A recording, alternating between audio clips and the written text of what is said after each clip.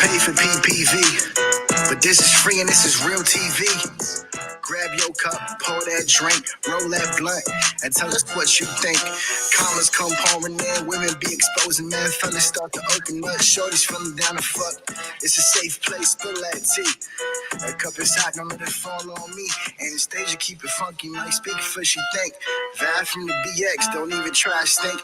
Even keep it humble, she consider your feels. And Tati got 3 kids, you better pay them bills. Time is money, make sure your clock is right. Slide in the DMs, you make sure your stock is tight. Ladies, they gonna tell you if you ain't rocking right. I'm telling you, dude, don't end up a topic tonight. It ain't all jokes, get serious too. If I can help what happened to me, not happen to you, it makes it worth it. Let's get drunk on purpose. Start telling stories we would never tell in person. It's real TV. Welcome. It's a TV podcast, Hello. radio. Hey. Hey.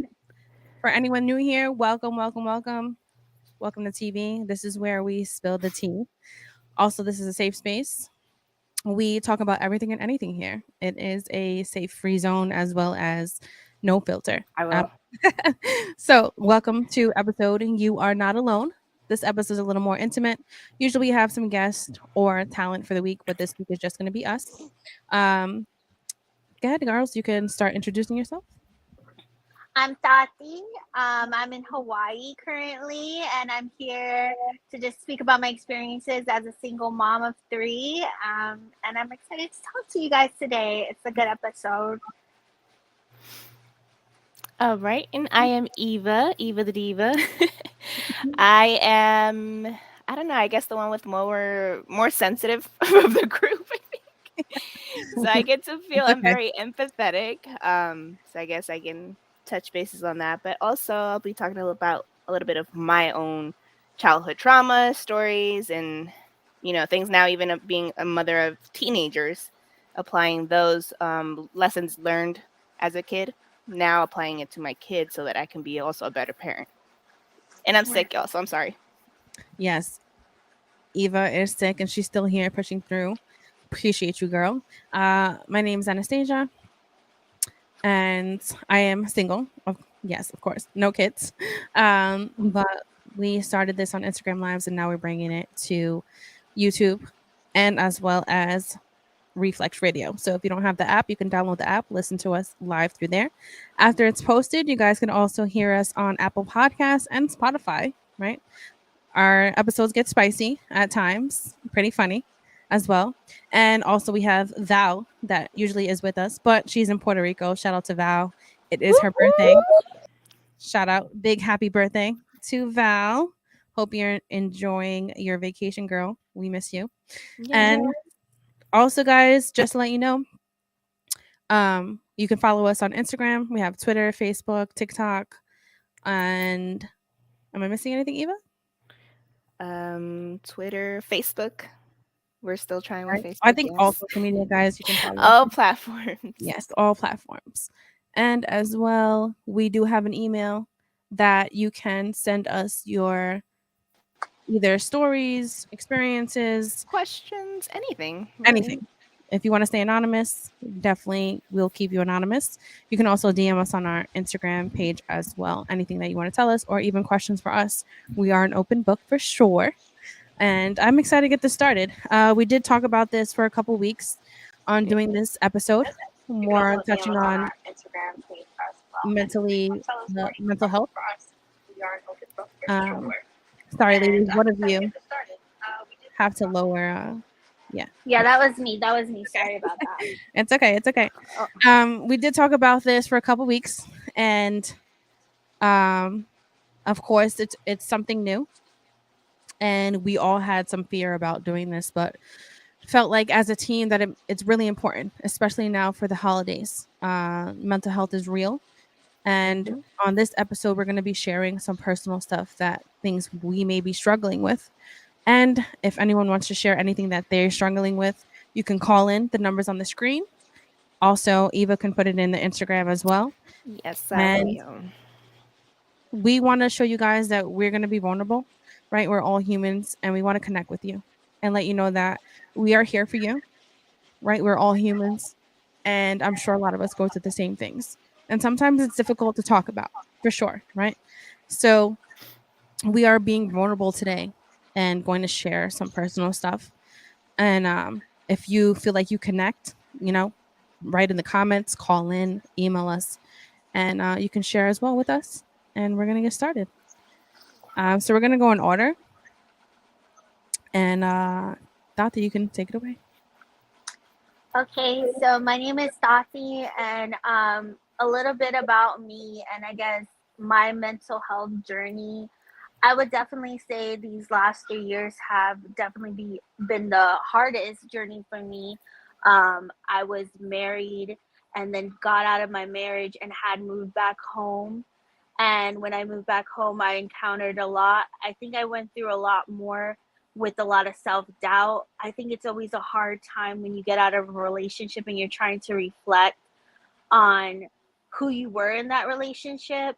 And then also, it's like you felt validated in the relationship. And then when you're outside of it, sometimes you lose your self worth.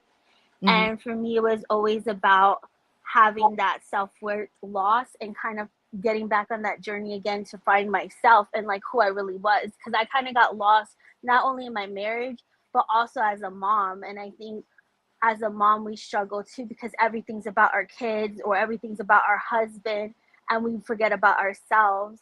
And so when he broke up with me and I was at home and I'm trying to figure this all out, I was so lost. I was like, who am I? Like, what am I going to do in my life? I'm sitting here now with 3 kids, and my expectation was never to be a single mom. And it hit me so hard because I felt like a failure. And it just broke me. Like, there was days that I couldn't even get out of bed. And there was moments that I didn't even want to be around because I was just struggling in that place of just like self-loathing and like self-hatred, like, and blaming myself for everything that happened, even though, in a relationship it takes 2 people, and there was a lot of things that I didn't contribute to breaking the marriage. I still took on all the blame because I had to look at my kids who were also broken, who also didn't understand why mommy and daddy weren't together anymore, and it hit me so hard. Mm-hmm. I would literally have to say, like, the only thing that saved me was turning to God and was really turning inside of myself and really working on myself. And a lot of people will be like, oh yeah, work on yourself, like that, do self-healing, but they don't realize when you tell somebody that how painful self-healing is. How many 100%. times, how many days you'll be just literally broken, days you can't get out of bed, days that you still hate yourself or you hate what you're looking at. And then on top of that, I would constantly remind it, like, I had gained a lot of weight, obviously because the whole situation, I wasn't really taking care of myself. And just looking at myself, I was like, oh, I'm never going to be with nobody again. Nobody's ever going to want me again. Nobody's going to ever accept that I have 3 kids. I'm just going to be out here living this life by myself. And it was like, it's practically been the hardest journey. It's still a lonely journey, even though I am dating somebody now, but on the day to day, it's still very hard because everything relies on me. And especially during this season of like Christmas and everything, where everything falls on your shoulder for your kids, it could be a very lonely time. It could make you think like, how am I going to get these gifts? How am I going to get this money? Like, how am I going to keep this place? And I live in Hawaii, so it's mad expensive. So, I mean, that's definitely where I've been the last 3 years. And it's on this self-love journey. I mean, but mental health illness has run in my family through and through. My dad was mentally ill. His mother was mentally ill as well.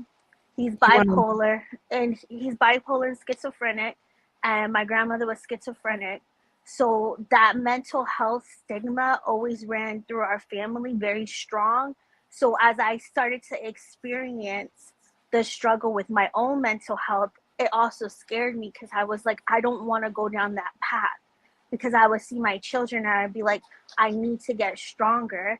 But like, as I said, the only way I really got out of it was turning to a higher power. And I don't know, everybody's different. Some people choose therapy or whatever. Yeah. I just didn't have the means at the time. So it was like, what can I do right now to help myself? Because it was really hard to talk to other people about it.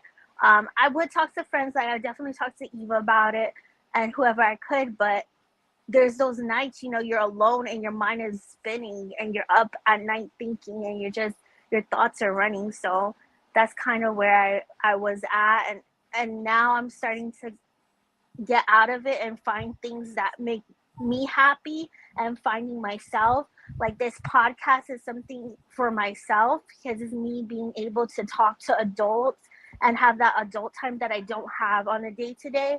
Yes. And hopefully, connecting with women out there that are experiencing the same thing as me and feel like they've lost their self in the process of becoming a mother, a wife, and now a single mother or wherever they're at. So that's kind of where I'm at right now. Would you want to get into a little more on the feelings of feeling like it's your fault? Did she Tati? I'm sorry, it cut out for a Oh, second. What did you oh, say? okay. No, I wanted to ask, would you want to get into a little more of the feelings of not feeling, or feel, I should say, feeling like it was your fault, and why would you think that way, and how long you were married? For, of course we know, but for Yeah. everyone watching. Okay, so I was married like together about 8 years. Well, we're going on 10 years because we hadn't gotten divorced or whatever. The reason I felt like it was my fault was because at the ending of my marriage, I knew it was kind of ending. We were fighting a lot. We weren't really connecting on any type of level, but I also wasn't putting a lot of effort. And before that, I would always try, like I would always go the extra mile for him. Or when something happened, I would, try to find a way to figure out so that we could get back together. And so I did feel like that part was my fault. And then also, when someone cheats on you, you start to look at yourself like, I would always think like, what did I do wrong? Or what didn't I give him, right? More or less said I that he definitely had to agree. feel like he had to go out. Yeah, he had to go out there and look for that strange. You know what I'm saying? And what hit me the hardest is this was no average like breakup and then we took time to heal and meet other people. He ended up staying with the person he was cheating on me with, Mm, and then he moved her, and she has kids of her own that are not his, and moved them into our house. And mhm. then after that, he had gotten her pregnant. So I felt like a complete failure because I was like, I have your 3 kids, right? But you didn't want to work hard enough to be with me. So what am I doing wrong that you would rather be with somebody who has her own kids? And I'm not saying that that's wrong. You could definitely be with somebody with their own kids. But what I didn't like was first take care of yours, and he 100%. stopped doing that. It was like, yeah. So it's like when that all happened, I was really sitting there like, what did I do? Like how did I get to this place? And I put all that pressure on myself. And that's like, it's really a lie, right? Because at the end of the day, I can't control what someone else does, right? Exactly. He has all the control over his reaction. I can only control myself. And when someone consistently hurts you, consistently cheats, consistently breaks that trust, it's really hard for the individual who is getting hurt to want to put a foot forward or to put effort. And what happened is he killed our love. He killed all the love I had for him. And I no longer had the strength to keep going on, unfortunately, because I really wanted to make it work. Obviously, we have 3 kids together. I wanted to do whatever it took to try to make that work, but it just didn't. No matter how many chances I got, he was going to continue to cheat on me for the rest of my life if I let him. Yeah. And I'm So, I'm sure we can all relate to that, especially with relationships. But I know that I know is much more difficult because you have to keep yourself strong too while you're hurting at the same time for your kids. right, Right. And it becomes right, where it's like you're trying to help them understand what is going on because they still wouldn't understand, right? They're real young. And then making sure that their mental is okay, right? And a lot of people right. don't realize how rough it is for moms, because it is then does just come down all on you, right? And I don't have kids myself, but I've watched plenty of my friends, with kids, and then they separate and they're responsible for everything, right? Getting ready to school, you have to still get yourself ready for work. You have to go to work, come back, still make dinner, still take care of them, put them to bed, be there if anything Right. else is going on with their school, and extra stuff like that. It's difficult, and I really, honestly, I really commend you for still pushing through, right? Because not everybody Thank could. you. It really does play a toll. And I think I can relate to the where you're cheated on, and mentally you start to think that, like, what's wrong with me? Like, why would they go out? Why am I not enough? But you are enough, right? They're just, You are. they don't even, I feel like men that cheat a lot don't even love themselves. They're looking for something that they will never find, and they're not satisfied with the person that will love them more than anything in this world. And then they lose out, Right. right? Because it's true. Once someone starts doing stuff to you, you lose that want to keep wanting to work it out. Now it's like whatever at this point. And I'm sure you felt like that plenty of times, Exactly. Um and Yeah. so at what point did you feel like you started to get some relief, or I should say not feel as down or in a dark place? I think what it took for me is to know that that door was going to be completely closed.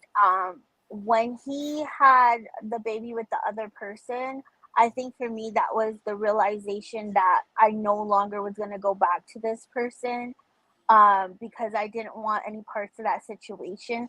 When that happened, it was a wake up call. On top of that, he was really ugly at that point. Like, I mean, talking to me crazy, saying that she's a way better mother, she's a way better this, that. And hearing that was kind of like, you know what, I'm tired of this. Like, I'm not going to deal with this. And even if I end up alone, I don't want someone to disrespect me ever at this level again. And so I picked myself up. I was very broken. And I picked myself up, and it was a daily thing of encouraging myself, affirmations, telling myself, you are worth enough, you are going to become something. He tried to tell me that I would never have a good job. I have a great job now. He told me that I would never live on my own or be able to afford anything in Hawaii. I have my own place now. The other So it was devil's just liar. that I, yes, yes, yes. I was like, you know what? The more negativity he spoke, I turned that into positivity in Yeah. my life, and I let that be the fire to really ignite me to be like, yeah. We got sound in here. Yeah, I let that be the fire to start me to really do something for myself, and then meeting a wonderful person to show me that not every man is the same. I think that helped as well. But if you would ask Noah, and I'm sure we could try to get him on one day, Of as a course. person that goes through healing with a narcissist situation, you kind of become a narcissist yourself. You start mirroring the person that Man, you're with. don't even get me started. Yes. So We're So definitely gonna I've heard.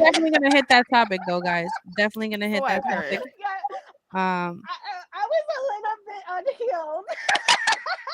I I was feel a like little it's a bit long toxic. healing. It's a long healing process when you leave a relationship like Mhm. that, and when you leave a domestic abuse relationship. It is a long Right, right. healing process, and I would love to bring him So on because we're gonna do a topic on that, on as a person from the outside, right? Getting into a relationship with someone that has trauma and is healing. How is that process for you? Right? Like, how do you go about right. it? What do you feel? Yeah, so definitely want to bring Noah on for that one for sure. But I'm so glad Yeah. that So he you were able to find someone to really feel loved by, and true love. yeah, like he definitely likes me for the person that I am and the person that I'm becoming, because we're always changing, we're always evolving. And Hmm. I think it's important to find somebody that really, oh, hold on a second, that really can see you through your hard points and stick with you. And I think it always was a physical thing with a lot of people, and even with my ex-husband, we started on a very physical level. Hmm. But with this particular situation, it was so important that it was on a spiritual, emotional level, and lots of communication, because I needed someone to understand what I was going through and where I was at. So that was important for me. I definitely can see Yeah. that. So do you feel like it starting off Mhm. physical wasn't the right way? Meaning with your ex-husband? No. In retrospect, no, because it was so physically on point or whatever at the time that I bypassed a lot of the red flags. I was really naive to it. And by the time I started to really fill him out, we were already in deep with kids, marriage. Now we got a house. You know what I'm But saying? at We that have all point, you these have a little bit more responsibilities of a together. Yeah. understanding. Yeah. Yeah, You're yeah, growing. now. Mhm. Yeah, but at the very beginning I didn't know who he was, and that's the thing with somebody who has narcissistic traits or who's a narcissist. They're gonna love bomb you. They're gonna make you think that you got the prince charming you've ever wanted and whatever, and they blindside you because then they show you a whole nother person. You're like, what the fuck? Yep. Hey, yo, what the And that's fuck? where I was at. Yep, Fact. that's how I was. I was like, oh my gosh, all right. And at that point, you want to make it work. And I was not very like, I had no understanding still when he started all the cheating and bullshit about narcissism and stuff.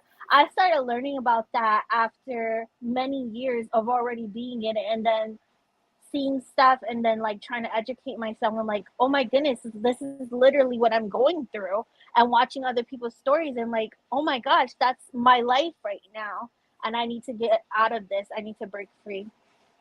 Well, I'm so glad you did. For sure. And Yes, me too. I'm so much better. was there any time that your kids asked you what was happening, or was there any time where your kids seen you break down? And how I did you mean, go about that?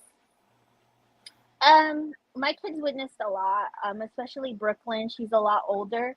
So Brooklyn's about 10 years old now, so she got to experience the bulk of it, and she saw a lot of situations with me and him arguing.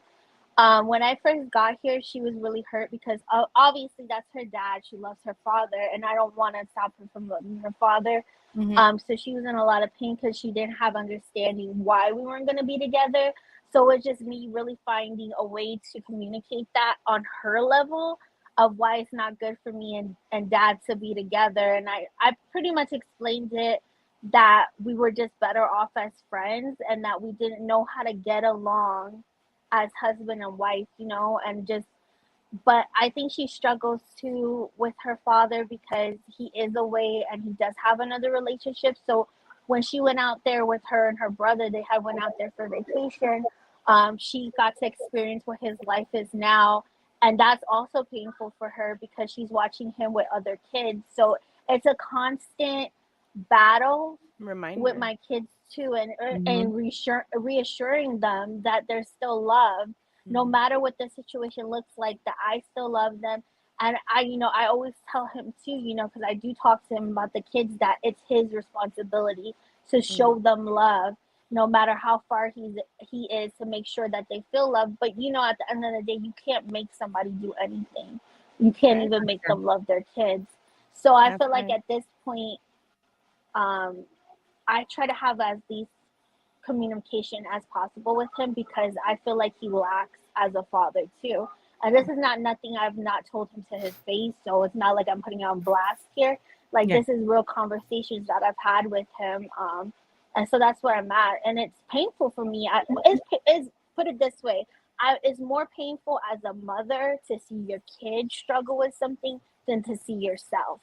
Like when you hurt me, yeah, it hurts, but when you hurt my kids, It's a different it type of pain. it's the most painful. It's a different type of pain. I don't know how to explain it. So Mm. I told him, like, when they get to the point that they don't want to deal with you, I'm done too.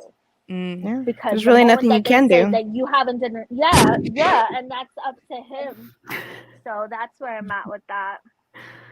I definitely can. Not that I have kids, but I can definitely understand that, because if I did have a kid, you want to protect them in all Mm-hmm. aspects possible, right? Even if Mm-hmm. that is the other parent. Mm-hmm. Because if the other parent is Right. not loving them like they should, and it becomes unhealthy, then you have to create that space because their mentals Right. is worth more than anything else. You know what I mean? And wow. And any advice would you give to single moms out there that are either separating from the child's father or in a marriage? I would say if you're in the marriage and you feel a type of way, just believe in yourself and leave. The longer that you wait, it's not going to change. Trust your gut and don't be afraid to start over, because what he's telling you and the lies that he's written to you that you can't do it, you can't make it, and you'll never be anything without him is just a lie from the pit of hell. You Facts. will do it. Yeah, and so that's my best advice. And if you are a single mom and you're struggling and you're lonely, find a podcast to listen to us on here, reach out to somebody, reach out to friends, family. We're always Sometimes here. you just got to reach out to somebody Mm-hmm. and they'll be like, you know what, I've been through the same thing and I can be there for you. My thing too is I was very prideful. I thought I was the only one. I didn't want to reach out. I was hard-headed and I went through it alone. And my advice is you don't have to go through it alone, because there's many women out there that are going through the same thing as you, and they want a support system too. Exactly. And just know, guys, everyone that is listening, and if you're listening to this afterwards, we as a team are here too. One of us will always respond, even if that's through our email, through our page, anything at all. DMs. Please, we don't have to know each other, but giving advice is free. Being a Right. friend is free. Being kind is free. Exactly. Being kind is free. Doesn't matter where you are in the world. Everyone that listens to us outside of the US too, you can always message us. One of us will always respond, especially that we are all in different time zones. Yes. Right. So it could be. So there's an advantage there for that. Exactly. Anyone can answer at any point. And for those typing in the YouTube live stream, I do apologize for any late responses, only because I am blind as a bat. And I have to go really close to see it. Usually when Val's here, she does the comments, but I will respond when I get a chance. Tati, I really appreciate you even sharing that. I know it's difficult. Is there anything at this very moment that you are struggling with and would like to talk on, but it's totally up to you? I think at this moment I'm good right now, but I was struggling with being alone a lot. I think the constant battle I face is my day to day when I don't have someone around or a family around. It's just literally me with the kids and the frustration of having to do it all. You don't get a break. So what I mean by that is I'm working, I'm getting the kids ready for school. I'm the one doing the food. I'm the one there when they're crying. I'm the one there when they need something. Go pick them up from school. All that in one is very overwhelming. Sometimes I struggle with that. Sometimes it makes me depressed because I'm not able to have that moment to myself. And so my day to day could be, and I've told Eva this too, like sometimes I feel like I can't get up and do anything because I'm just so exhausted. I'm just drained. Like I feel like I've given everything I could give and I don't have anything left to give, but I still have to do it because I'm the only one. And if not me, then who else? And it's also scary for me because I'm like, it affects my health, and I'm like, if something, God forbid, happens to me, like there's nobody else to have my kids. So I do deal with that, and my mental state is just like trying to be so strong, but who's gonna be strong for me type of stuff, like, and I do face that in the daily, and I think that's definitely happened, especially during the holidays. But I'm so appreciative that Noah's actually here right now because he's still here? I think that's alleviated. Yeah, he's still here and he extended out his ticket. So he's gonna stay here next year. To the beginning of January, it's like, please stay forever. But yeah, so like Is it a I feel like is it a that's thought helping a of lot. him moving? Well, his thought is more of us moving over there because he has the house, but I got stuff that I need to do for my job as far as transferring. So we're gonna wait a minute, but there's definitely talks of that because I think it is serious, obviously, and because I let him meet the kids. That's another thing. Like, I didn't even know if I would ever let anybody meet my kids, or just do the casual shit. Mm-hmm.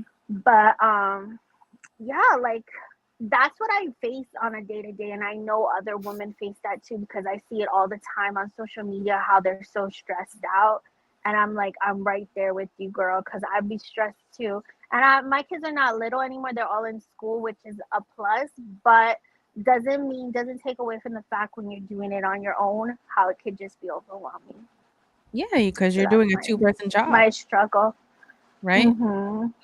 Your Right. ideal is to have both the mom and the dad with your kids, right? Because you share Mm-hmm. the responsibility. So you're doing what 2 people would be doing, which is a lot.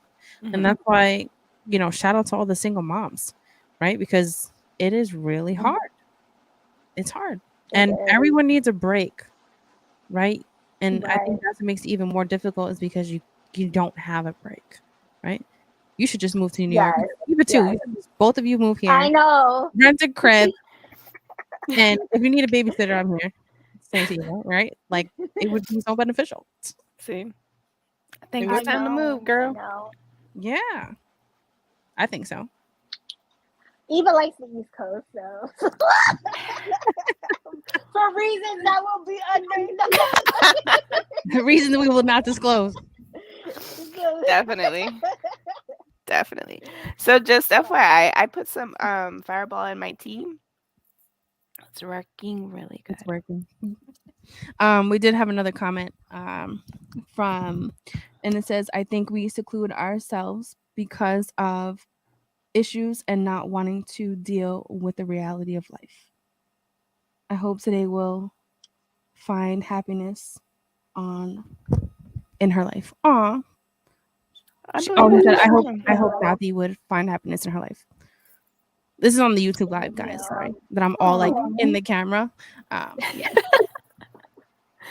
DJ I was can't make the other heart because I'm on the other side. But thank you for the big comment. Any comments on Instagram, Eva? No, not yet. We have a lot of people coming in and out. Sounds good. I pinned in the number, so give us a call. Here goes Bryant. I see where Tati's coming from. Over the years, I've lost a lot of close friends and find myself alone a lot. And since my son was born in 2019 and COVID happening the following year, I find myself alone a bit and it's stressful. Not because I'm alone, but because I prefer it a lot. Yeah. What would you say to that, Tati? Yeah. I could say I definitely relate. I feel like when you have children too, you're very cautious of who you allow in your space and around your kids. And it could also make you very much secluded because you just don't trust anybody because the person that you had the kids with was supposed to be the most trustworthy person, right? You decided to make a child bring life into the world. It didn't work out. Mhm. And now you're questioning everybody else that comes into the picture. Right. I would say even friends too, because you don't want nobody to hurt your kids. You don't want nobody to come in and out of your life, pretty much. So you get very seclusive. He said, "Oh, I prefer a lot because I like to express myself. Not to mention, I don't have a lot of family around to babysit." Oh wow! That's I think true. that's something that also is something that affects So because I if spent you a don't lot. have that trust circle, like you say, Tati, you Hmm. really can't do anything. Not, I don't know. That's right. Brian, I could always babysit. I'm just saying. Shout out to Brian. He's gonna be on the show next week. Really exciting. He does great music. Thank you, Brian, for even sharing what you're going through too. And it is difficult, right? Because I think what changes too, and I'm sure you guys can agree, once you have kids, things change, right? Oh Let's say yeah. you did hang out a lot Right. and now you don't. Um, and what's important, even as a human, is that you need the social interaction. You do, right? Even if it's just a girls' night once a month, something. And that's why I was glad to bring you ladies and for us to be all together, is because at least you have a little bit of time to talk to the outside world, right? Even though we're remote right now, but if you guys move, we could be chilling all the time. Yes, for sure. So he did say, I do feel how it affects your mental. For sure, it does. It's a It lot. does. It does. It does. It's a lot. And it's crazy because I was telling Noah this too. It's like I almost forgot the person I was before having kids because she's a completely different person. You know what I'm saying? She was about herself. She had hobbies. She went and did things. And then I Mhm. got so caught up in just being a mom. Like, I'm like, okay, I'm sitting here sometimes like, what do you like to do? What do you like for yourself? What interests you? And it's like rediscovering yourself now Yeah. with kids because the kids are going to get older, they're going to leave the house, they're going to do their thing, and I don't want to be sitting here like, damn, I don't even know who I am anymore. Like, Can you say? Girl. Can you list? Can you list 3 things right now of what you do like or what your interests are? Has that changed? I mean, I definitely am interested in reading. I find, peace in reading right now. So I've been focusing on that. I'm definitely branching out with the dating world. So that's something definitely for me and him and having that little moment. And I think, I do enjoy going out and doing stuff like shopping and stuff on my own and finding that stuff, but like in a healthy way. Because there was a point that I was buying things to fill voids and it was not healthy. So in a healthy way, I do enjoy I can putting on relate. makeup and stuff like that. Yeah, like, Then but I let didn't me know, take but it then in she a would tell me, be unhealthy like, way. yes, boo, get it. Spoil yourself. Treat yourself. That's I'm what I like, always tell. girl, I always be listen, like, you don't need to ask put some me. love into my bank I'm gonna account say too. always yes. Yep. Like, don't ask me. I'm like, yes, get it, girl. Yes, yes, yes. Yes, I've literally been on FaceTime with her. She's like, get it, spoil, girl, treat yourself. I'm like, And I'm really enjoying focusing on my career too because now that I opened the door for myself with the federal job, I've been able to I'm really stepping up in the ladder and that's really pleasing to myself because I'm proud of myself for doing that. So I think something like that too kind of and being able to go to work and go to work and meet people. Yeah. now she has her office selfies. Okay. I know. Yeah, I got an You want to share what you do office and a exactly, or you can keep it a cubicle secret? and a oh what? Would you like to Oh, share what you? I work for the Veterans Affairs. I work for Veterans Benefits. So, when the veteran comes out of the military and they're looking to get disability, I'm one of those people that do like a rating for how much compensation they're going to get. So it's very rewarding. I'm helping people out there achieve, compensation benefits for the service that they've provided for this country. Right. So we definitely appreciate the veterans out there. Give it Yes. up for Shout out to the veterans. the Okay. veterans. Wow. So if anyone Yeah. doesn't want to keep or be public about any comments of Tati's story, you could always send it in the DM if you want to talk to her or send an email. If you're a single mom, want to share your story, will you open to hear it and here for you, for some advice. Anything else that you would like to add? That's all I have to say right now. And I'm definitely here. Definitely reach out to me, even on my personal socials. If you just want to directly message me, I'm always open to sharing my story or just listening, just being an ear, because sometimes we all need somebody to just listen. Yeah. It's important. You can give out Mhm. your Instagram. TV I, podcast. I'm on the, well, yeah, I'm on the TV one, but I am on Facebook under what am I under? What am I under? Tati. What is my I'll figure it Are out. you I'll put even it in drinking, the Tati? Are you even drinking? I'm over No, here it's looking the at Noah. He's telekinesis. When mouthing I it to drink, she gets me. it. Um, Noah, what's my Facebook? I think it's just Tatiana Tatiana. Tony. It's Yeah. Tatiana no, it's told me if you want to Tatiana go follow her. Tony. What Tony with an I, So if Tatiana with a anybody ever Y. hears me calling her Tony, that is why. um, That's a you're in trouble name though. oh, Brian said to us that we're gonna meet his son next Saturday when he comes on the show, Aw. and appreciates the offer of Nice. babysit. I'm dead serious, Brian. Though, like, Well, if he you has need a TTs babysitter, now. you have It what? takes a village to raise a True. kid, so Yeah, he He has has new TTs on CP. here. you got new titis on here. You heard, Brian? Awesome. All right. Eva, you're up. Oh, okay. If you get a drink, guys, if you don't got a drink, go get a drink. You know, whatever's in your cup. I have Tito's and lemonade. Babe, can you Eva get me has a Corona? Eva has some Fireball. A drink. It's because One I'm drink, sick, so I'm please. drinking tea, and I decided to put in some Fireball in my Any tea, liquor helps a cold. So and it helps with my throat. So, yeah. All right. So me. I want to say, I guess, mm, I have gone through my process or the beginning of my process of the self healing. And very long ago, I also had put myself through therapy, which was right after my split came about. And I think at that point, I kind of realized that a lot of my hurt, a lot of my pain, a lot of my trauma, unfortunately, stemmed from my childhood. Mhm. So I was molested by one of my uncles. Okay. That's as much as I'm going to say about that because it ain't even worth it, you know? Mhm.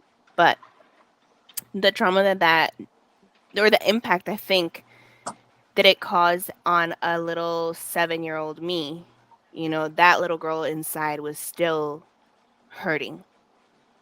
But I just decided to keep rolling on because, like, what I was told was, who's going to believe you? Like, I love you. I'm your uncle. I'm here to protect you. But this was the same person hurting me. Yeah. So I kind of grew up with that resentment, or I grew up with that resentment, just kind of like, I guess I realized at a young age the hypocrisy of grown-ups. I rather sweep shit under the carpet type of shit. The and I hate to say it, but it's more because I'm a mom now. I'm a mother of two. But I kind of grew up with that, and then it affected, I want to say, my marriage when I was married. And when we did go to marriage counseling, the therapist was like, "Oh, okay, so since that happened, like, have you ever talked to your parents about it?" I was like, "No." Like, Mhm. that's not even a thought. That's what? I came Right. from really strict Latinos. Um, and so she's like, "Okay, write them a letter. Write them a letter, just pretty much saying from point A to point Z and everything in between." So I did. I sent it out. They got it. Just my mom had not seen it. I guess she knew there was a letter, but she had not gotten her hands on it. So she was like, "Just tell me what it says." So I was like, "Okay, you know what? Like, I'll just tell you because at this point I'm fed up. I have two kids. I'm 24 at the time, and I was like, I'm just done. Like, I'm tired. Like, it's really affected me in so many ways as an adult, as a mom, as a couple, as a partner. Like, I was a mess." And I told my mom what that letter said, and she said, "Oh, I had a feeling." What? Excuse me. So she had a feeling. Hey yo, So what the fuck? so that alone, that and at this time I'm in the bathroom. I'm giving my little one a shower, and I'm looking at her, and I just start crying because I was like, I could never. I'd be in jail. Like, I could never. I love my kids. Like, regardless of how our situation is, momentarily and stuff, when because they are from a broken home. So even then, I make sure that I am there for them. Make sure that I create what I did not have, which is something that I've passed on to Tati too, and many of my friends too. And I got it as an advice through one of my mentors in life, and it's called secret time. So I have a secret time moment where my kids are allowed to just call out secret time, and they can tell me what they're feeling, what they're thinking, what they're going through, whatever, secret it is. They share it with me, and I am to not yell or, punish them or anything. I am simply there to hear them and give them my best advice Because you're creating that safe space, which to is create that safe amazing. space. Yeah. because Eva, I didn't have that. Yeah. somebody has a question for you. Okay. From DJ Will. Okay. Is how is that one incident caused her with an issue with her partner? Yes. So I guess how did that affect your? Honestly, in so many ways, and I'm not just talking about when I was married, like even future wise, I still, like I said, had to go through therapy. I still had to go, and a lot of the times it's even sexually, honestly. Like I didn't know how to connect with my sexuality. I didn't know how to connect with my body. I didn't know how to enjoy. I didn't know because that was taken. So I didn't really get to really enjoy that ideal moment, I guess, with people or with my first time or whatever. You know, it was very different, and I guess I just kind of went with it because I thought that's what it was supposed to feel like or what it was supposed to be like. The follow up question that I seen was, were you ever able to trust your husband? Because, like, I guess since you were going through that. Um, no. And I want to say early on in the marriage, maybe I'm going to say we're both very young. So we were both still very growing up, immature, whatever. I'm not going to put all blame or whatever, but definitely we both kind of said things, did things or whatever to each other to hurt each other because we knew we wanted to get under each other's skin, I guess. Um, but I do say that maybe with that, I've always thought that somebody's come out to get me. Like, even you can love me, you can hug me, you can give me all of this, but I'm just waiting for that moment where you're gonna fuck it up, turn around, and break my heart. Mm-hmm. Because throughout everything, that's what I've received. And now as an adult, that where I accept that, where I see it for what it is, now it's a little bit different because especially at such a young age, it's confusing. Yes. It was very confusing because I, waited for marriage and I did it, with my kid's dad or whatnot. And I wanted it to, in some way, still make it special. You know what I'm saying? Because at this point, nobody knew. Absolutely nobody knew. How do I deal with something I've never spoken about? I used to cry myself a lot to sleep. And this is where it's going to get a little bit, for me. Um, Take your I time. Okay. I blamed that a lot and the me not being able to speak up. I blame it a lot in my life because I got with a person who I love dearly, right? And we got together. We ended up getting pregnant right before getting married. And I ended up losing my baby. So that as an 18-year-old, I did not understand because all I wanted to be was a wife and a mother. Okay? So I did not understand that why me that I've tried to do everything by the book. I've tried to do everything right. I'm not a bad person. I don't have a bad heart. Why is the only thing that I've wanted being taken away from me? And that was very hard to understand. And I guess when I chose to speak up about it, I will say that I am thankful in a sense because it was my husband at the time who encouraged me to speak up about it and do something about it. And I'll be honest, with my kids, Tati knows for sure, I've never let them out of my sight unless it's me or him. Like, once when they were with me, they were like, I'm hawk mom. Like, my eyes are on there 24/7 for the same reason. Just because I would never want my child to run through any danger, which I know I can't prevent it. But if I can, I will. Right. I will try my most hardest to make sure that they're okay. And definitely not just give it a blind eye. For sure. How do you approach being with a new partner? Oh, that's hard. That's hard just because, and I realized this not that long ago. Okay, so I've a little story about me, I guess, is I've been tend to date out of state. I've had a lot of long distance relationship. I don't know. I think I realized it about last year or so.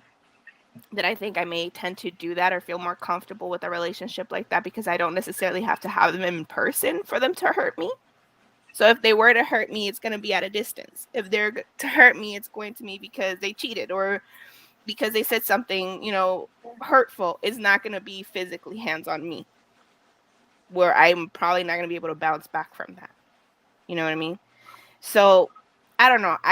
Dating is very hard for me. I tried it not that long ago, and that's where I realized like there is still something wrong with me because literally the guy came in real quick just to give me a kiss and I flinched. So I've always been just very guarded when it comes to men. I'm cool, I'm fun, I'm open, I have friends.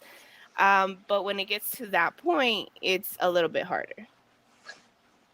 Would you want to elaborate more on why you would flinch? If not, that's totally fine. I don't know. I don't know why I flinched, honestly. Like, it was literally just a genuine cute kiss type of thing that he was trying to do, and I, like, literally flinched, and I was like, That what the can heck really did I be just your body do? response. Yeah, but in my head, I was confused. I was like, why did I just do that? I don't know, but definitely dating is not as easy as I think people think it is, but you know what? I appreciate that, Brian. Definitely is not easy to deal with growing up, living through it, and having to see that person every day, day in and day out. Um, Funny story was for my quinceañera, he wanted to make sure that I was still a virgin to even Who? make sure I had a quinceañera. The Who? person. What? Yeah. Hey yo, what the fuck? Oh yeah. When Wild. I first got pregnant, my dad made me tell him to. That's so weird. It was just one of those things where, I mean, and my ex also, he found it really weird. I was just like, no, like it's normal. In my head, I was like, there's not that normal, but I'm just gonna make sure it's okay because that's what we do. We sweep it under the rug. And do you notice like families try to normalize the person that Yeah, hurts children within the family too, like that yeah. they're still okay, even though it's so wrong. You know what I'm saying? Like they know who they are. They Yeah, know who they are and they still normalize it. the Yeah. safe route, right? Because at the same time, and I'll be completely honest, I didn't want my husband at the time to look at me weird too. Like I didn't want him to be like, oh, Right. like, well, she's, been through this, so that's why she's like this, or that's why, like, I wanted him to just see me for me, and I gave him my best. I really did, but I do feel like, and I was talking about this a while ago too with Tati. It's I had kids back to back too, so I don't think I ever really gave my body, my mind, the right or the appropriate time to heal, to go back to, normal, bounce back from the postpartum. Yes. I literally had one after another 3 kids. You're first generation American. Yes, I am. Yes, I am, definitely. So trying to break those cycles, those chains of those barriers now, it's very all on me. And I know I was recently just told this, like, you're not Wonder Woman. Like, you can, stop trying to kill yourself at the same time, just trying to But you make are everything Wonder Woman, better. girl. I don't know how you pull off what you do, but shout out to you. But I do try to at This least make girl. I try to make sure they're okay. And kind of like what my daughter was telling me not that long ago, she's like, I love, getting advice from you, mom. And I'm like, it's through my trial and error that I can give you that wisdom, so I'm Right. glad it's me and not you, because that's definitely one thing I've always told Tati, and I'd never want my kids to go through this. You know what? And I will probably say she was maybe afraid because I will say, she was very codependent on my father. And so, yeah, I can see that happening to whereas you could probably choose a home over just getting up and the safety for your child. But does that mean I excuse it? No. Not when No. you're going to bluntly tell me, oh, I had a feeling. That's a fact. I mean, I get that. It says, and she didn't know how to deal it with Oh, sorry. what Hold on. deal with what happened to you. And I can see that. I get it. Um, but as a mother, okay, I had all three of my kids pretty much. No epidural, no pain pills, no like nothing. Literally all natural. Shout out to you. Why? Why I Kudos. made that choice is because I wanted to feel that pain. As crazy as it sounds, and any mom Nah, it's out not crazy. there, It's not crazy. and any mom out there that's like probably felt or thought the same thing, I wanted to feel it I because didn't. She was I like, "Give me wanted the epidural right now." no, As I soon as I wanted rolled to in there, I was like, feel. bitch, I need the epidural.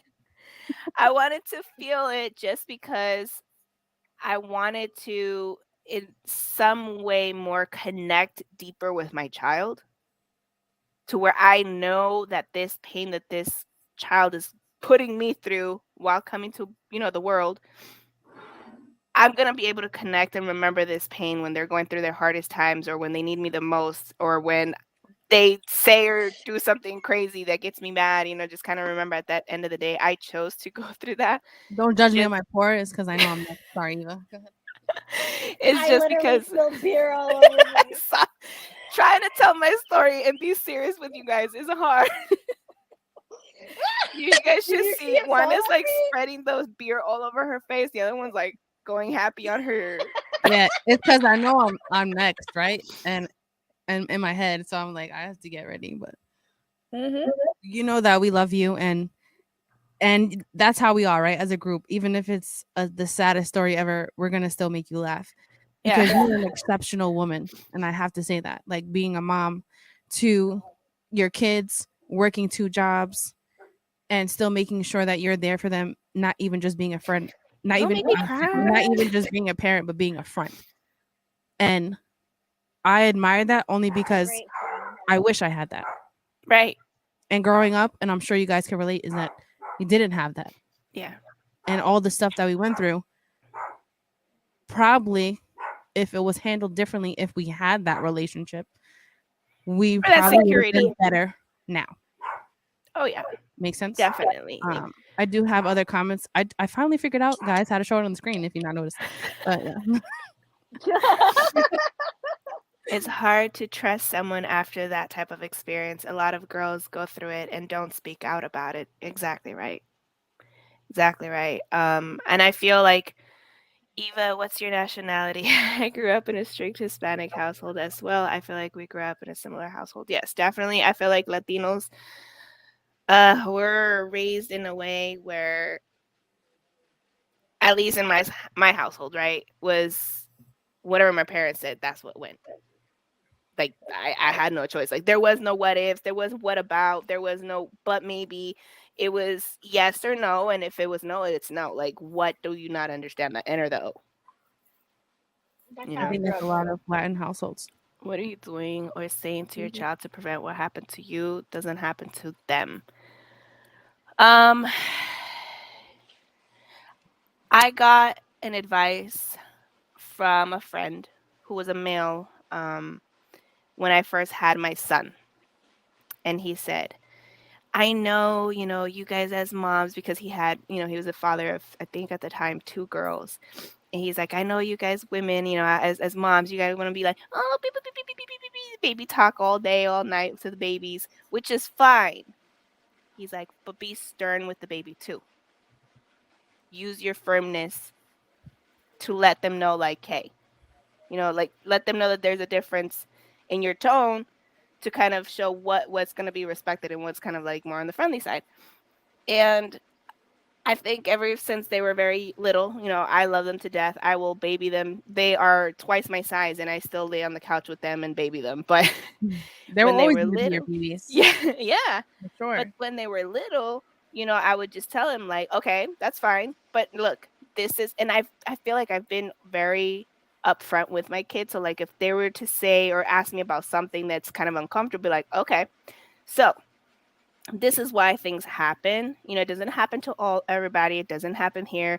But, what if, it was to see if you were to see something like this happening, maybe you can pick up on certain signs. Like, I don't know, I've just been, upfront with them. And any question that they have, honestly, I put myself at their age and see how can I explain this answer in their age so that they can understand it.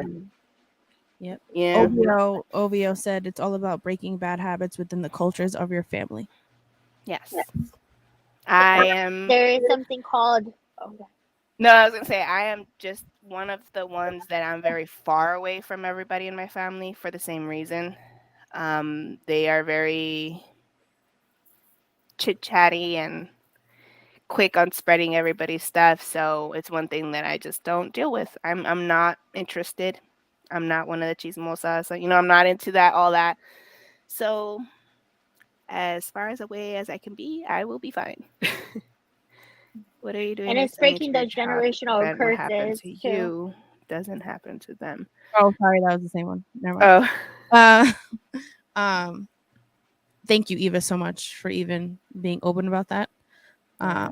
I know that it's really difficult. Actually, you know what? I've never actually said it out loud like that. I've How do talked you about it feel? with my therapist. I've talked about it with friends, but like out like this is my first time. Is your first This time? is breakthrough right Yeah. here. Facts. Shout out to you, Eva. Thank you for connecting.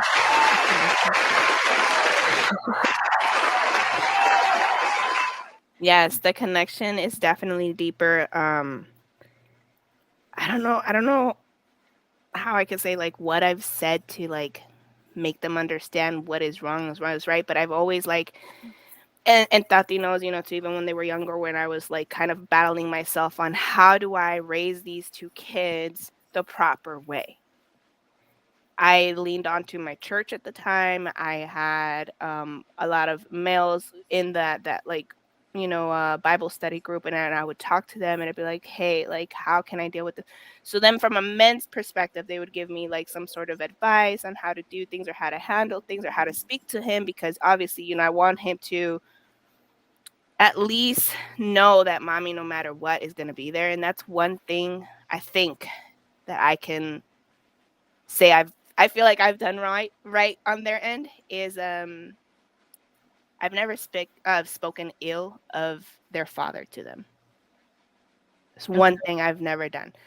Um, Regardless of my situation with him is very far from that, but to my kids, that is dad. And that's that. Like I've never called him out of his name. I've never nothing. So that is one thing, maybe one advice that I can give other parents too is kids are always listening. Don't speak ill about their other parent, because that is half of their identity. I agree. I was a new dad with my daughter. My number one goal is to make sure she knows she can come to me with anything and I'll never doubt her. I will always trust her word for what it is. Yes, definitely. Yes, Um, absolutely. I would say if a child is to, come to you with something like that, I mean, why question it? Like, honestly, I don't think, had it been for that, I don't think I would have known anything, honestly, because I remember getting my first kiss stolen at 11 and I thought I was pregnant because because they had told me that that's how you get pregnant. So the The kid gave me a lies that they say kiss. to us. It's still a hard thing to confess. Yes. It definitely is. Absolutely. It definitely Wow. is. And like I'm I really said, glad though that you did, and I know that you mentioned this the first time saying it out loud. yeah. And how do you feel saying it out loud? I've been saying a lot of things lately out loud. And I think that's been one of, I want to say, my breakthroughs, because I used to tend to hold a lot of it in because I wanted just to have the peace with you.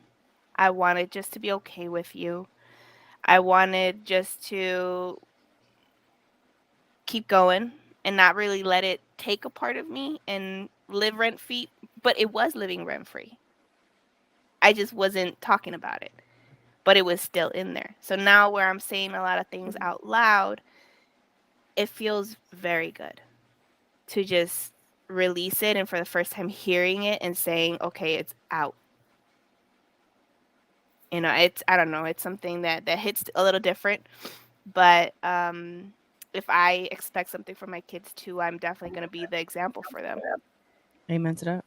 Absolutely hard to confess, but open communication is easier than no communication. It's harder to talk to strict parents than open communicating, trusting parents. Yeah. And that's, I think, one of the Absolutely. things too, to where with my parents, and I love my parents, I love my dad to death. He was my biggest discipliner, I think, but just like in any relationship, communication is key. Yes. And even though my dad was open, to trying to have that relationship with me, I was able to speak and open up to my parents. That's awesome, Bryant.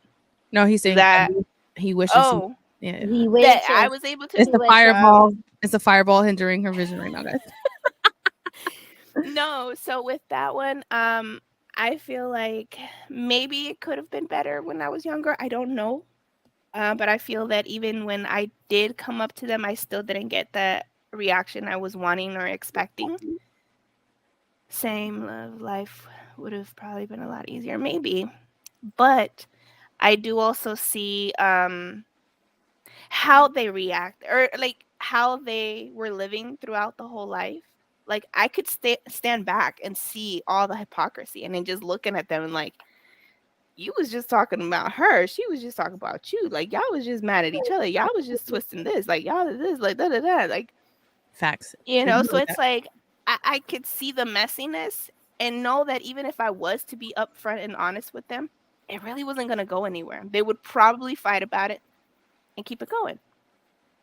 and what's crazy is because just to let everyone that's listening and watching now is that we did not discuss with each other what we were going to talk about. We wanted it to be natural, and I can really relate to some stuff with Tati, and also relate to a lot with you, Eva. Mm-hmm. Is there anything else you would want to say? I'm only looking at the time, and then I have to. No, so I feel like with my whole story, I guess, is I do want to be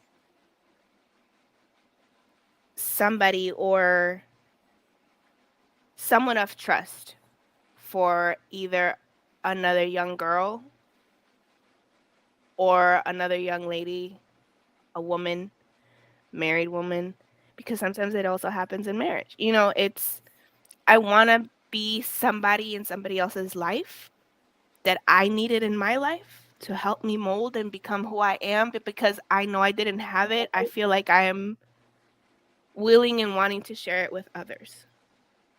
So I definitely want to be someone in somebody else's life. That's, I think, the biggest thing I want to take out of this.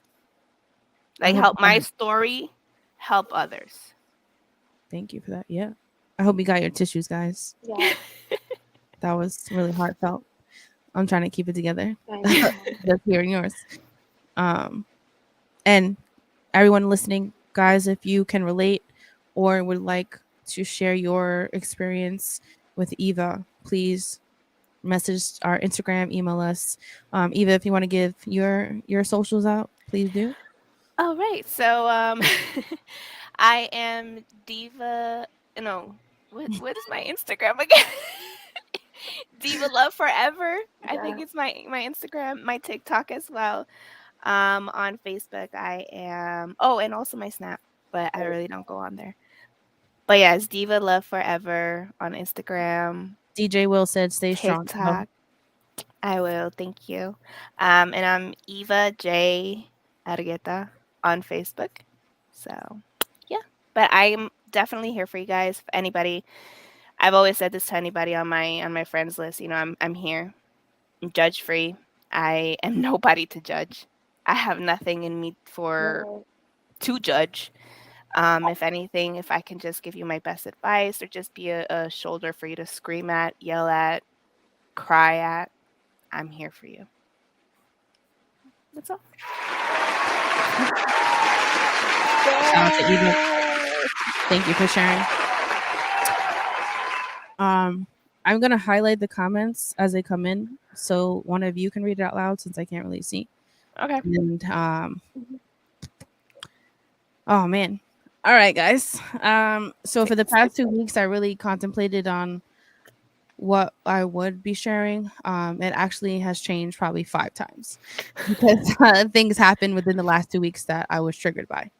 And then I was like, maybe this is a sign from the universe saying that I have to talk about it. Um, this is really new for me. And if you guys were listening on the last show and Pop Nasty was here and saying that this is something that I would not be doing for sure. If this was a year ago, 2 years ago, um, I'm a Scorpio, right? So I'm very, I keep things to myself a lot of the time. And for me, I'd rather struggle by myself than be verbal about it. And there's a lot of things that has happened in my life that I can honestly write a novel about. Um, what is it? We have a comment. You can read it out loud. It says your story is the start. How you felt hesitant to open up. Imagine how many other feel the same way. Yeah. For sure. And 100% agree with that. This is the only reason why I really wanted and for well us wanted to do this episode. As much as it was scary, literally, like for the last couple of days, I was struggling, and I'm gonna be really honest. Struggling with it myself, like, damn, am I really about to do this? But I know that I need to do this. Earlier this year, I promised myself that I'm going to do things that make me uncomfortable, that take me out of my comfort zone. And I've honestly accomplished that. I started a TikTok this year, and for me to do videos, I would never even think of like a year ago because it's just something that I was not comfortable with, right? And here I am, a little over 5K followers later. I don't even understand why they like to follow me, but doing videos, and then our Instagram lives have now gone to a podcast that streams everywhere, which is insane to even really think about the more we think about it, right? And for me, it's like, even if we touch one person, we did our job, even if it's one person. And this is what really pushes me to express what I'm about to say. So I have a couple different things, and I'm going to try to sum it up as quickly as possible, not go into too much detail. I'm sure there are plenty of people that know me personally and my family that is listening in, and I'm going to just say a statement that my brother says all the time before I mention what I'm about to say. So if you know me or is my family, and anything that I'm about to say you have never heard before, and you have your thoughts, or what's the word I'm looking for, guys? Opinion. Perspective. Yeah. Opinion. Point of view. Well, my heart is racing so hard right now. Um, It's okay. as in the Breathe, girl. words, Breathe, girl. You got this. as in the words of Pop Nasty, respectfully, you can suck my dick from the back, because I do not care what anyone has to say about what I am about to talk about. Yeah. So similar to Eva, just a real quick backstory. I was in the foster care system. I was adopted. People have struggles, they have addictions, and that's okay, right? I've learned that as I got older. So I was molested while I was in the foster care system. And you never know it, right? Until I did counseling a couple times throughout my life. And I realized, because I started having this same dream every day. And I was like, why am I having this dream every day? Like, this makes no sense. Of details of this specific room, what I was wearing, all this stuff. Like a vision. Yes. And then when I brought it up to my counselor at the time, she said that it's not a dream, it's a memory. Right? And I was about 3 years old. And it's crazy how your mental automatically blocks it, right? Because it's trying to protect you, right? But what happens is that when these things happen to you at an early age, it awakens your sexual organs at a really early age. And on the opposite effect of Eva, for me, what happens is now it makes you become very sexual at a really early age, right? Because now your organs are awakened and now you're looking for it, not even understanding why. And that's what I struggled for, right? And I think another part of my struggle is that it has happened on different occasions, not even just as a little kid. And this thought was triggered for me is because the other day, and I'm not going to mention names or details, but the other day I received a comment from one of my posts that was really inappropriate from a family member. And for me, it was like, you know, I already struggle with I'm blank. When you feel good about yourself, right? There's days that I don't, right? There's days that you feel like, damn, like Your I don't feel good. confidence. Yes, right. So the days, even I'm sure there's a lot of women out there that when you feel good, you want to post pictures or post Yeah. videos because you feel beautiful. Because it's like Exactly, 1% of the time. Exactly. And then, but what happens is once I post pictures or videos, the comments that I get is fucking ridiculous at times. And then I think the trigger for me was, wow, I can't even post a picture or a video because then I get inappropriate comments from a family member based on how I look. What do you mind sharing what the comment was? More of like Or just why it made you uncomfortable. because it was sexual. Yeah. It was sexual. Okay. And I think it made me more uncomfortable because it triggered every other time. Automatically, my brain went to every other time that this happened from someone that it shouldn't have. Can I ask something? A Sure. follow-up question. Has this person ever been sexual to you in person, or is this No. the very first occasion of this? Yes. Okay. Okay. It was a trigger because not only did that happen in foster care, when I was 12 years old. Damn, my heart feels like I did some coke or some shit, but I didn't. When I was 12 years old, I was in my grandfather's house. And usually we go to the backyard or do whatever activities at this point. And this is the father of my father's side, which is not biological, but still. As everybody was outside, there was an individual in the house that they asked to get like the sports stuff to play with that was in the basement.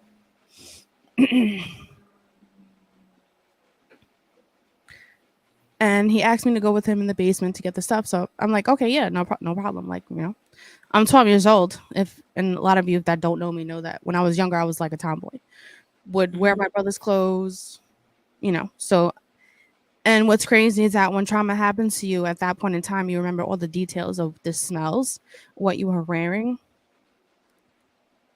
things that you would normally not remember when it's just a regular memory. It stands out more. So at that time, I was 12. My mom didn't let me like shave my legs yet, right? So I remember I had shorts on, these long green shorts that had like white rims on the bottom with a white tee. So I went to the basement to get the stuff because I didn't think anything of it, right? Like, oh, we're gonna play outside. And this individual decided to do things to me inappropriately. I didn't think to say anything at the time because it was like, right? Like how you already know. You can't talk about it. You can't bring it up. And the trigger from the comment was more because the first questions were, how do you even know that's him? Right? So it automatically triggered my brain from that time too. Like, will they even believe me? And I let it go until this individual at that time started requesting me on social media, which when I seen the picture, I automatically wanted to throw up. And I already knew, okay, whatever happened to me at that age was wrong. And it shouldn't have because they were way older. And I blocked the page. And I still kept getting requests from other pages. And I'm like, this person deadass doesn't get it. And I would instantly become nauseated every time that I seen the request on either my Instagram or Facebook. And I blocked every page. I can relate to that with you, Tashi. And it's like, you're fucking sick. Like, if you thought what you did that was okay and you think that I'm going to allow you to follow me or give you an insight into my life, you're fucking bugging. Another incident was God. Brave. Another incident was it was my dad's 50th party. And at this time we weren't really speaking much, right? Because I already left the house. There was a time that I was battling with my sexuality, right? Because trying to figure out myself, because I am bisexual, but at that time I was trying to figure out who am I, right? You know, Right. when you have old school Latin household, they're against a lot of things. So I dealt with that. I dealt with doing drugs. And I'm sure anyone's listening or that will listen, like when I tell you that I have been through it all, I have been through it all. I've done drugs for a period of time, and nothing hardcore, but it was doing that was a an outlet for me, or you know, to feel numb. And I let it go. Like I don't do drugs anymore, guys, just so you know. But I replaced it. I replaced it with food, which I'm gonna get into next. So at my dad's 50th party, I did go, and as we were leaving, I was sharing a car with certain individuals, which I won't name, but obviously, like, some people are intoxicated. So I got out the car first, and the person that was sitting in the back with me decided to put his hand under my ass to cop a feel, and then act like nothing. But I knew inside that it was not nothing; it was something. And I just turned around and I didn't say anything. But in my head, it was just like, am I just looked at as a just a sexual being, right? Like, is this what it Like is? a piece of Is meat. all it is? Because it's happened so many times. And these are things literally that I have not ever let people know. Even with one of my own uncles on my mother's side, which is my blood, that made inappropriate comments to me in a sexual way when I did a trip to Florida. Brian said you're very brave. Thank you. Appreciate it. And no, we're not all crying here. Yeah. Yeah. So even with my, you know, my uncles giving me, or saying something sexual, it's like, bro, it just doesn't end. Like, is this gonna be forever? Like, am I always gonna hear inappropriate things? And nobody ever knows that that's what I struggle with by myself, right? And for me, like, being in foster care, right? I'm the oldest out of my brothers, so for me, it was like, okay, it doesn't matter, like, what the fuck is happening. Like, I'm gonna be tough. Right? I'm never gonna talk about this. It's all good. Like, I'm gonna handle it. And I look at them as my kids. So, and that's why I always had like that tough demeanor.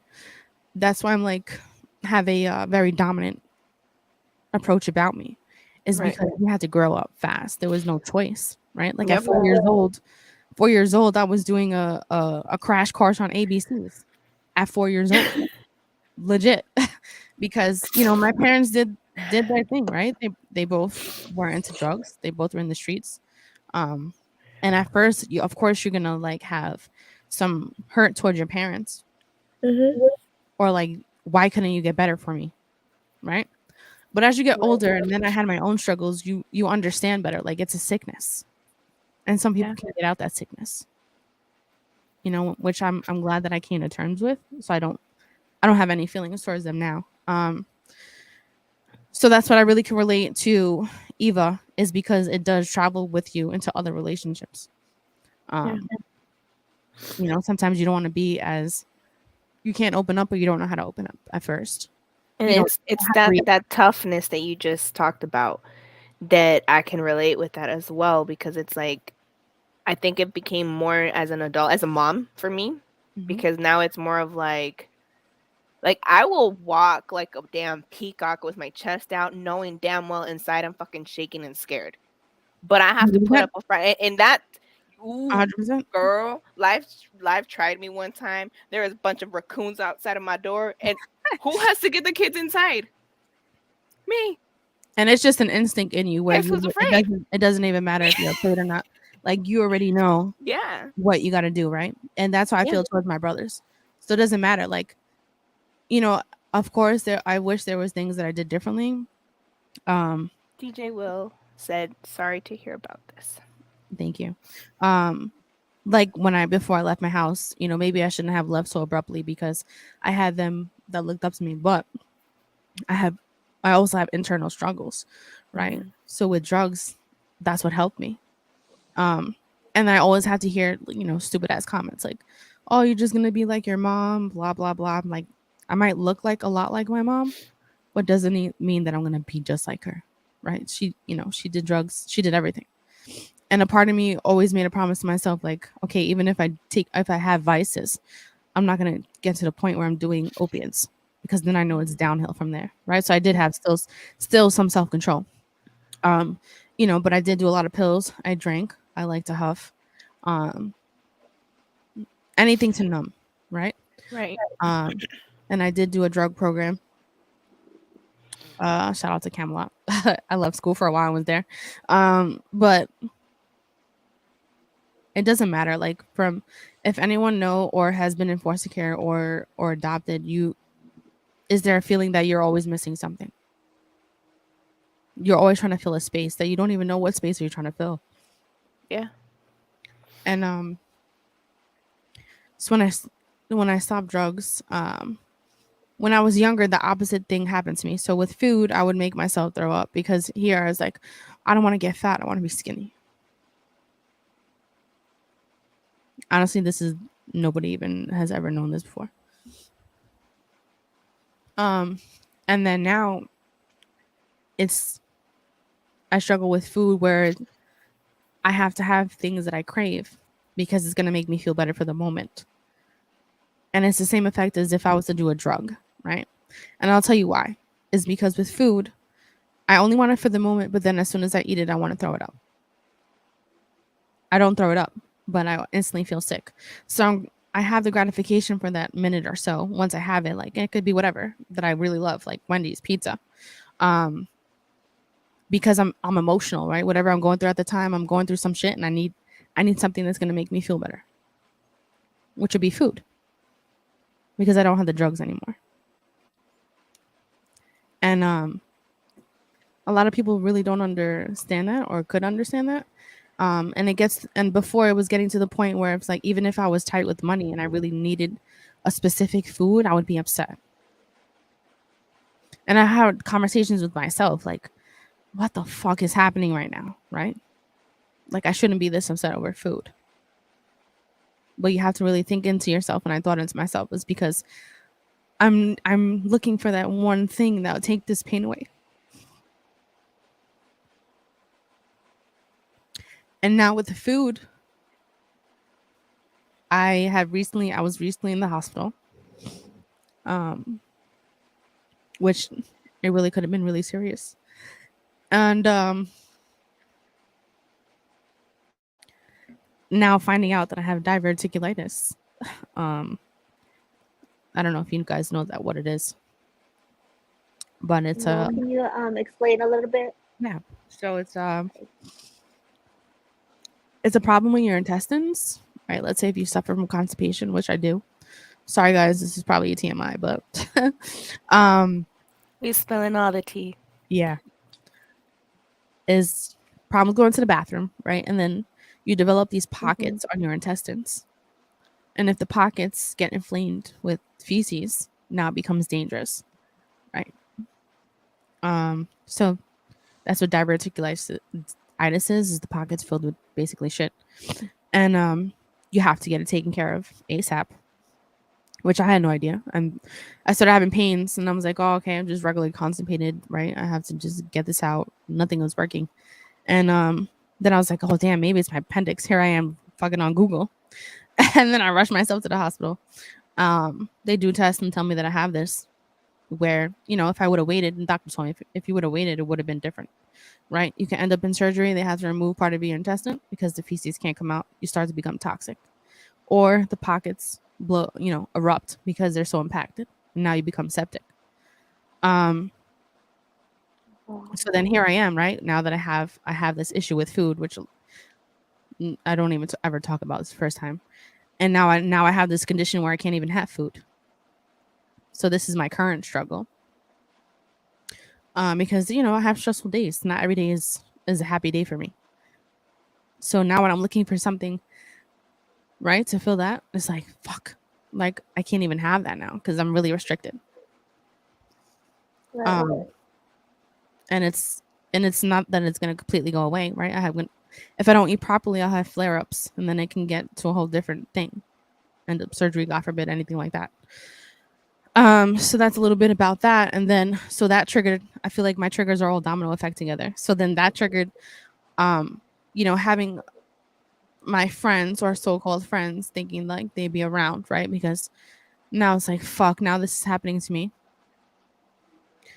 And I'm at the point where and I don't want you guys or anyone that knows me to take this offensively, but I'm at the point is that I don't believe in friendships anymore. I just don't. I lost the faith in that. And I don't look at you guys as friends. I look at you guys as family. That's Yeah.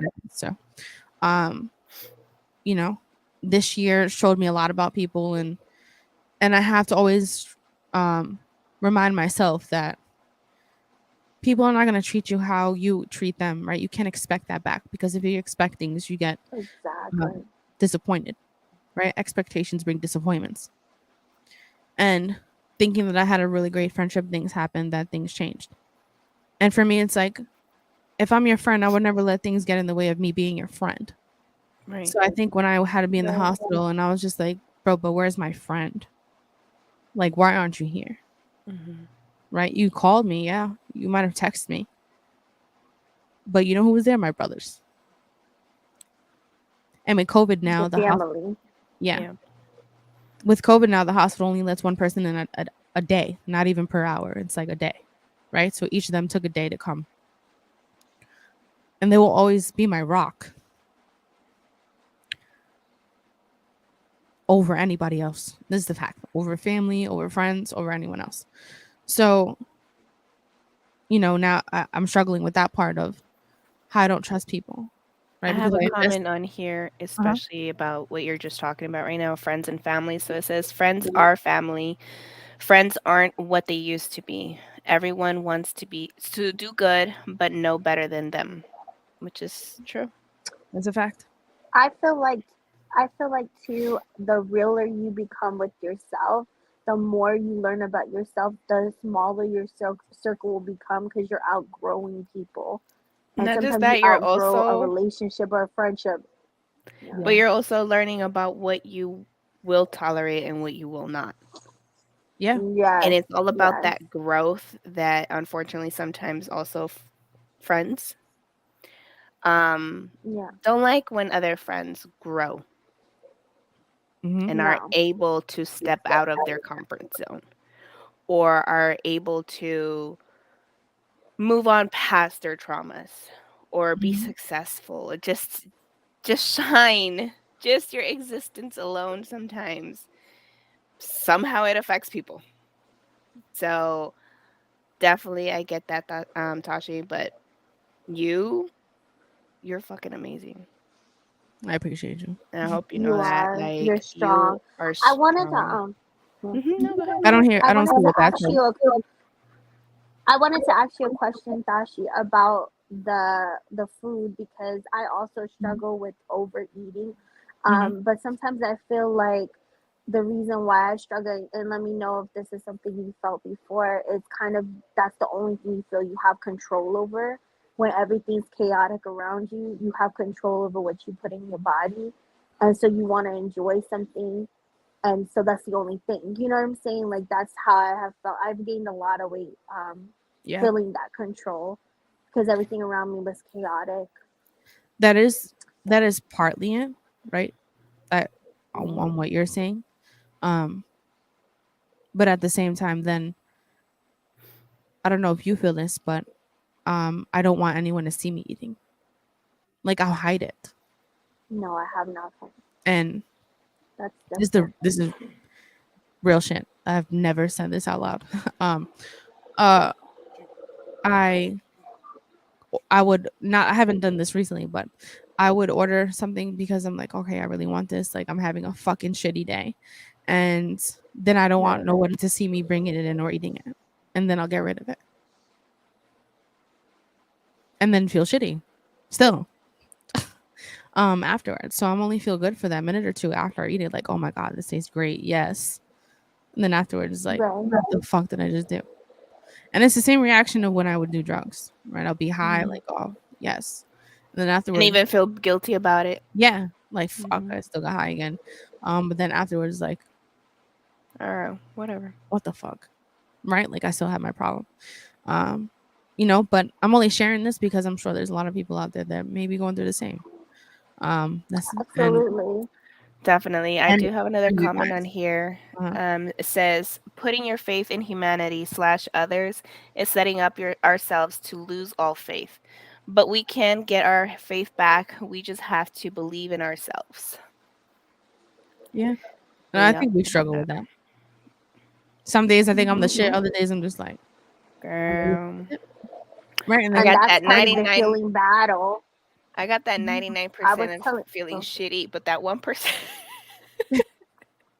and this is right. what I was Some telling days like, oh, Eva the fucking other bad, day. no bitch is taking it over me, right? And then other Yeah, days like, right, and what Tati said before, yeah, struggling with, am I worth it?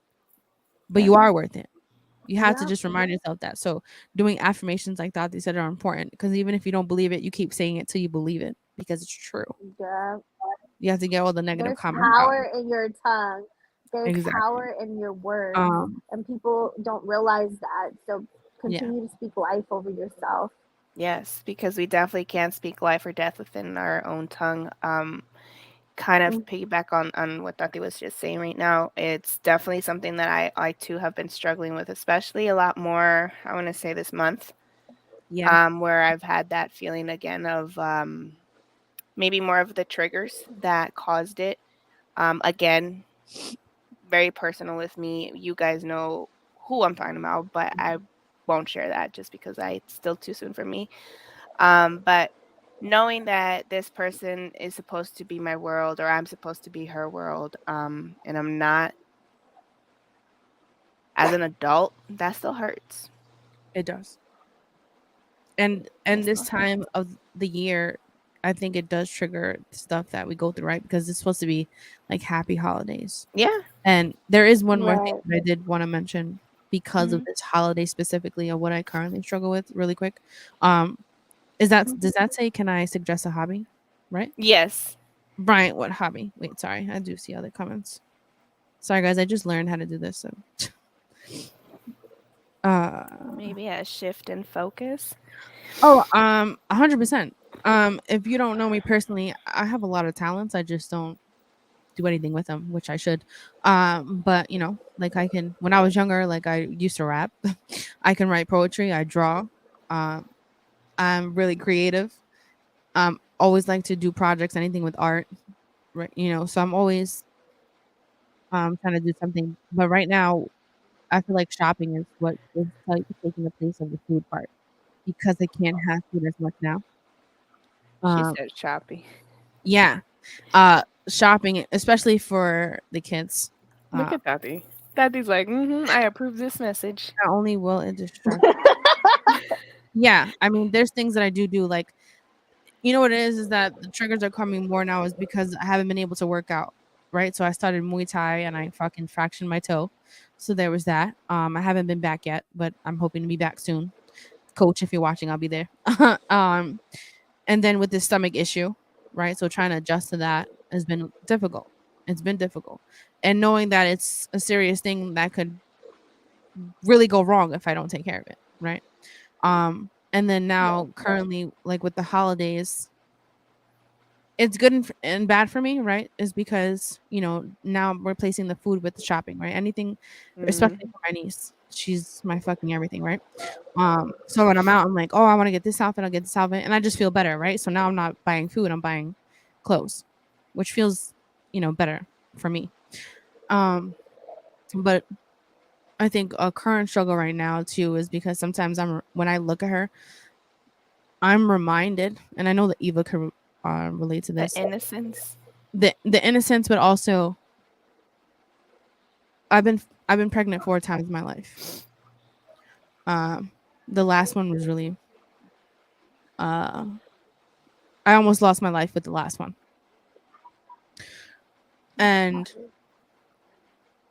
I had an ectopic pregnancy, and they gave me a shot, right, to try to save my tubes because I'm so young. And for some reason the baby kept trying to grow. Strong-willed, I would say. And my tube erupted, so I was bleeding internally. And so sometimes when I'm playing with her, Gives you the what if thought. yeah, it's the This because could have been me. my baby would have been 6 years old. I mean, despite the other ones, but the last one was the really horrific one. So, and when I look at her, I would just be like, wow, what would have they looked like? Right? Or wow, you would have had a cousin with you. So that's my current struggle sometimes. But everything No, happens for a reason. I get that too.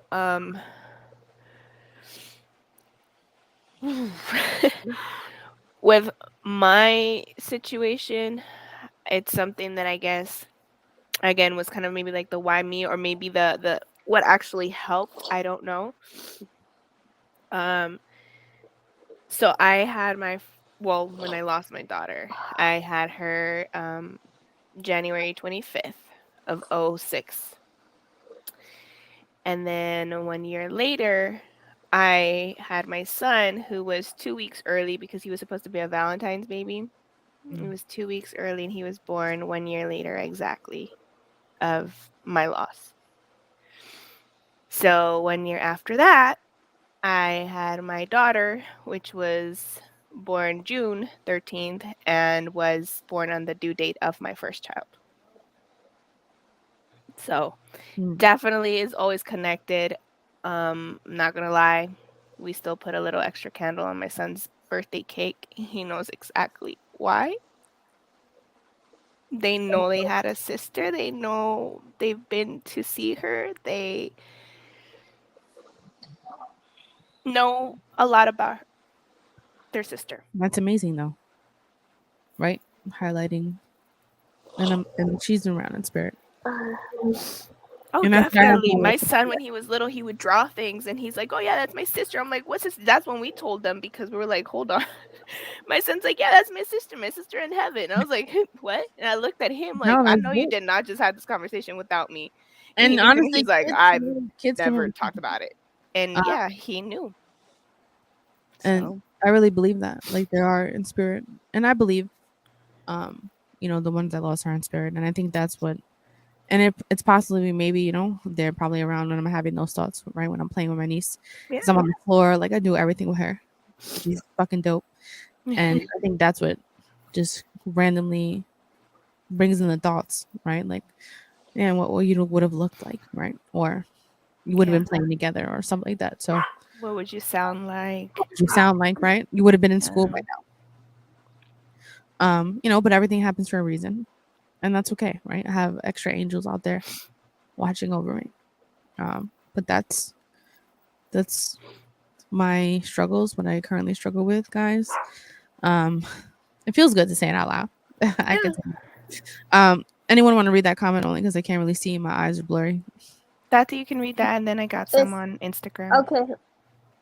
Okay, it says not everyone can go wherever your journey is headed. Some people are supposed to be around for the season, And for a part of your life to help you with one area, we outgrow people, and that's okay.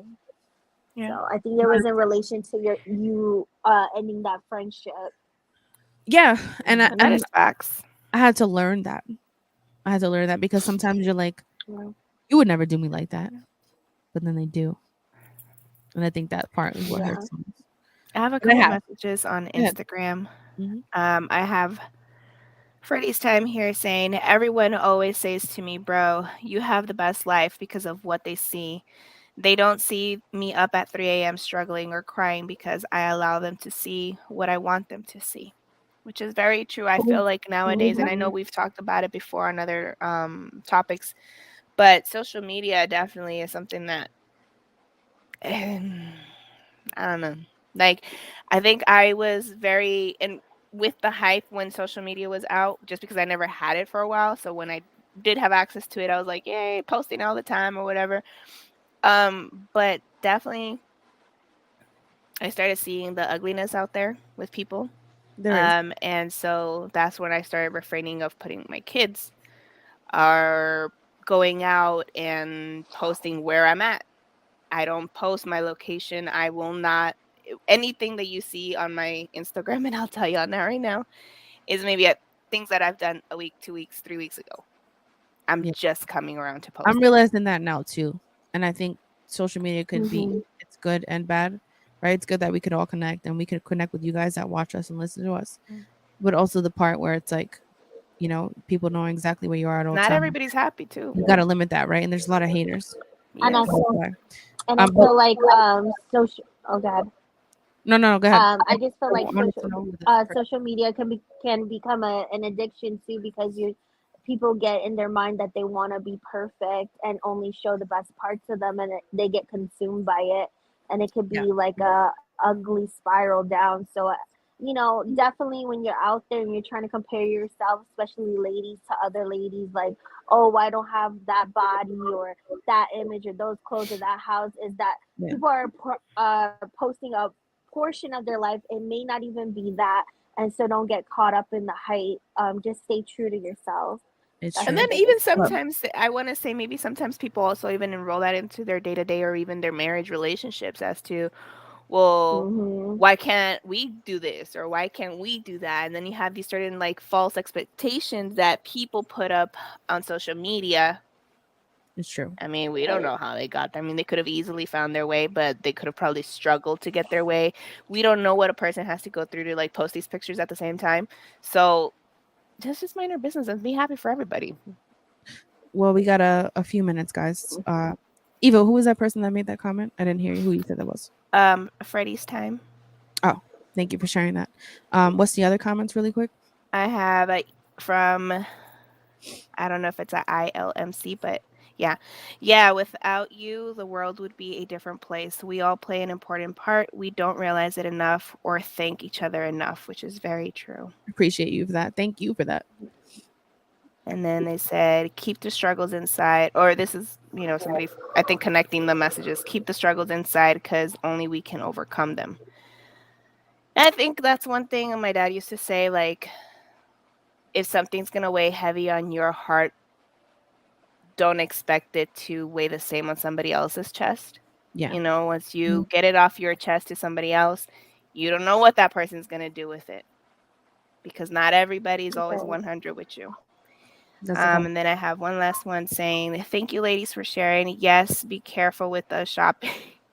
You can get into debt really easily and is no fun. Who was that? Talking from experience. ILMC.NY. Thank you, guys. Yo, Um, y'all strong as fuck. Damn, got me tearing up from Freddie's time. Honestly, This this is a was hard for us. beautiful podcast. Yes, but I'm glad that we did this. Shout out to everybody that watching us, listening into after this is posted. We are here for you, and we wanted to show you that we can be open and vulnerable, so you can feel comfortable in being open with us. Yeah. We don't have to share your story or your struggle with anyone, but just know that you have us to talk to whenever need be, through email, through our Instagram. We have a TikTok, Twitter, Facebook. We also do take donations on Cash App at TVcast. And thank you, ladies, so much for sharing your parts. I appreciate y'all so much and love you even more for that.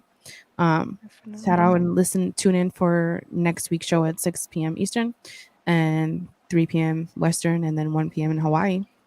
Val will be here next week. Shout out to Val. Hope you have a safe trip back and happy birthday again. Um, thank you guys for really listening in and commenting and sharing your thoughts and what you're struggling with too. We really appreciate it more than you know. Next week, shout out to Brian coming in. Uh, he got some fire ass music. Look out for that. I'll be posting the topic for next week. We're just not sure yet, so we have a lot of things that we want to talk about. Just wanted to see what we will talk about, and that is all. If y'all want to do your outro, I'm Tati, and just remember to take time for yourself, to love yourself, say your affirmations, and stay blessed. And I love you, ladies, and I am so blessed to hear you guys' stories. We're out here just touching people. Yep. amen to that. Okay. Definitely. All right. And I am Eva the Diva. Today, even divas cry. All right. But I That's all definitely good. want to just let everybody know that's on here listening. We're definitely here for you guys. You are not alone. Um, if by anything, if our story ever touched you or seemed similar to you and you want to go ahead and talk about it, maybe find the courage to bring it up and finally speak about it, let us know because we are definitely here for you guys. Which is why I think we chose to do this as well because we wanted to show you. We always talk about having this as a safe space for you guys to speak and feel comfortable to express yourselves, your thoughts, your feelings. But what better way than actually showing you that we are also able to be vulnerable and be open with you guys, so that, like Tashi said, you can definitely feel comfortable with us. But from my end to you guys, I love you guys. Thank you so much for listening. Thank you so much for believing, for tuning in, whether it's for good or bad. We are definitely here. We're not stopping. We're not going to go anywhere. So even That. if y'all just hating, thank you. Thank you for the views. Right. Thank you. Ditto to everything Eva said, and we will see you next week. My name is Anastasia. Never average, always savage. Um, I love all of you that listen in and watch us, and we are going places, guys. Right? It's only up from here, and I appreciate y'all as a team that we do this together. So shout out to y'all too. All right, guys. Happy Saturday. Thank you for tuning into TV, and we will see you next Bye. Saturday. Good Bye. night, y'all. Bye. Love you guys. Bye.